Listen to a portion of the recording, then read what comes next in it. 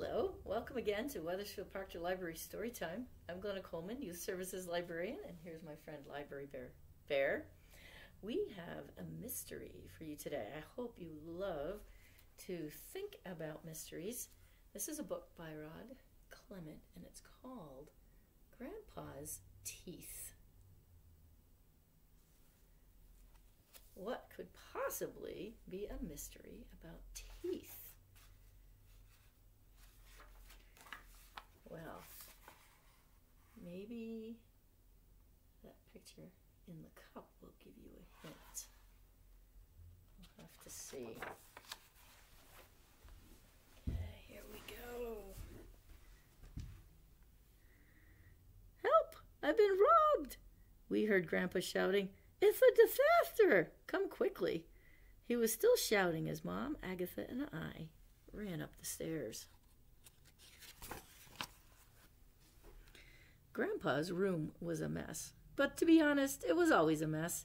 He blamed Gump, his old dog, but Gump looked too old to me to make much of a mess. What was taken? Gasped Mom. Your VCR? Your television? Not your gold-plated golfing trophy? No, said Grandpa. It's much more serious. It's my teeth. They've been stolen.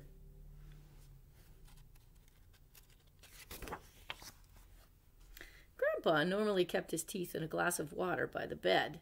The glass was still there, but the teeth were missing. You haven't swallowed them by mistake, have you? Asked Mom. Of course not, replied Grandpa. Those teeth were special, handmade by the finest Swiss craftsmen. Agatha looked at Mom and whispered, Why is Grandpa talking funny? You see how serious it is, moaned Grandpa. I may never speak the same again.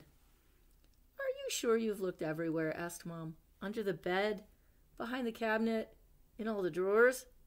Yes, replied Grandpa with tears in his eyes. I've looked everywhere. Mom called the police. Officer Raitt looked grave. We've done a thorough search of the room and house, but we've found nothing at all. No teeth, no clues. Everyone was at home at the time of the theft, so how the thief got in and out without being seen is a mystery. Can you give us a description of the stolen articles, Mr. Pertwhistle? Grandpa frowned, rubbed his chin, then looked closely at the officer. Could you smile, please? He asked. Smile? Yes, a nice big smile. Officer Raitt grinned sheepishly. No, shouted Grandpa angrily. I mean really smile. Officer Raitt smiled broadly. Grandpa leaned forward, tapped the officer's teeth with his finger, and growled suspiciously. They look just like those. Officer Raitt looked shocked. I've had these for years. Officer Raitt took us all down to the station for further investigations.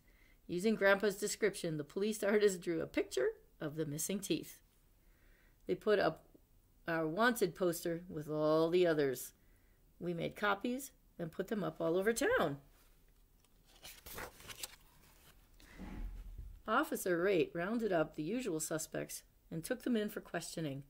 All of them were asked to smile. Most of them had missing teeth as well, but just one or two, not the whole set.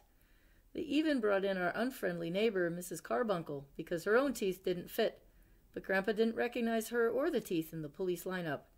I've never seen her smile before, he explained to Officer Raitt. After several days, Officer Raitt had to admit that no teeth had been found, no thief had been caught, and no new clues had been uncovered. Grandpa suspected everyone, especially anyone who didn't smile. Soon the whole town was smiling at him, although when he ever smiled back, he had nothing to smile with. Mom even got a call from one of those TV shows, Unsolved Crimes. They came to the home in a helicopter. We had to reenact the whole thing. When Grandpa was interviewed, he asked the reporter, Pearl White, if he could borrow some of her teeth. After all, he mumbled, you have more than enough. Dad called Switzerland to find out how much a new set of teeth would cost. He was so shocked when he found out that he dropped the phone. The only way we could ever afford it, he joked to Mom, is to sell the house. Grandpa thought this was a great idea. Who needs a house anyway? He moaned. It doesn't help you chew your food. To cheer him up, we all took Grandpa to the amusement park. It was a disaster. He took one look at the front entrance and burst into tears. Everyone watched Unsolved Crimes, but no one called Officer Rate, and the crime remained unsolved. Some spare teeth were left in the mailbox, but none of them fit properly. People began locking their doors at night, imagining a teeth thief loose on the streets. No one knew who would be next, so fear gripped the town. The thief had to be caught, and soon. It seemed that the only way to prove beyond a reasonable doubt that the teeth in your mouth were your own was to smile broadly at every person you met. Anyone who didn't smile was immediately dragged off to the police station for more questions and a chat with Officer Rate. So everyone began smiling at everyone else, all the time, everywhere, even at funerals. Because of Grandpa's teeth, the whole town was beginning to suffer. Tourists, seeing the endless sea of smiling faces, were too scared to get out of their cars. After a while, they stopped coming altogether. Dad's cafe, like the rest of town, was losing business. The mayor called an emergency meeting. That night, for the first time that anyone could remember, the town hall was full. Speaker after speaker stood up to complain about the loss of customers and the constant strain of smiling all day, every day.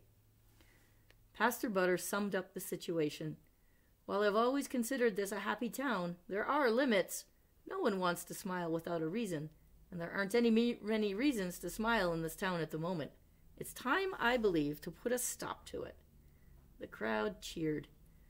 Mr. Pertwhistle had one of the finest sets of teeth in the country, and he alone cannot afford to replace them. In fact, I alone could not afford to replace them either. But if every one of us put $1 in the collection plate tonight, we would have enough money to buy 2 new sets of teeth. Most people put in $1. Others put in 2.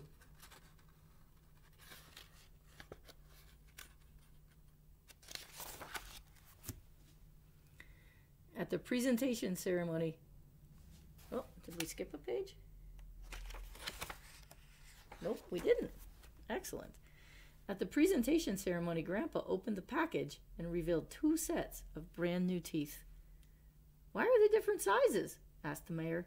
Oh, only one of them is for me, replied Grandpa, popping one of the sets into his mouth. The other is for Mrs. Carbuncle. Her teeth never fit properly, and she has such a pretty smile. Grandpa was very happy with his new teeth. So was Mrs. Carbuncle. They smiled all the time. In fact, they were so happy that Grandpa's old dog Gump smiled too.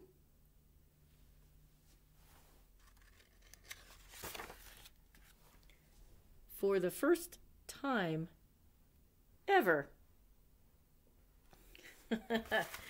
Well, I think the mystery of Grandpa's teeth was solved. We hope you enjoyed Grandpa's Teeth by Rod Clement, and we'll see you again at another story time. I'm Glenna Coleman, Youth Services Librarian. It's my good pal, Library Bear.